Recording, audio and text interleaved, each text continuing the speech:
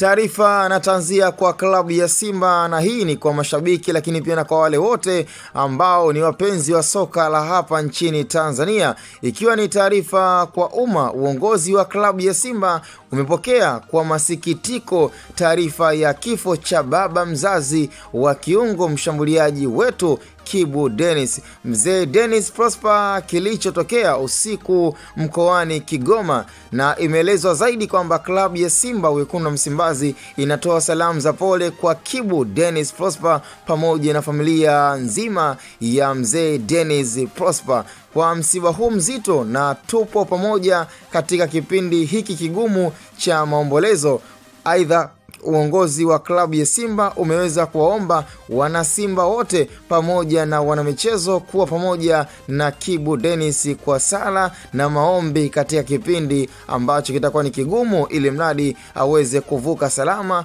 na kuweza kurejea kwenye hali yake ya majukumu ndani ya kikosi cha Wekundu wa Msimbazi. Na furaha zaidi tumeweza kuona pia hata kwa klabu ya Wananchi na klabu mbalimbali kutoka kwa wachezaji kuweza kumpa salamu za pole mchezaji wa klabu ya Simba. Hii ina maana soka ni upendo, soka ni amani na soka ni ushirikiano hapa nchini Tanzania. Kuweza kuona kwamba klabu ya Azam FC wameweza kutoa salamu za pole, na hata klabu ya Yanga kupitia ukurasa wao wa Facebook wakiweza kuhakikisha kwamba Kibu Dennis Prosper, basi kwa kile kilichoweza kumtokea, ni sehemu pekee ya maisha ambayo kila binadamu ni lazima ataipitia changamoto kama hiyo. Kwa ziada na kwa matokeo mbalimbali ambayo itakuwa kiendelea kuhusiana pia na msiba wa marehemu baba yake na Kibu Dennis Prosper, basi ungana nasi kwa kupitia channel ya Hatboy Media.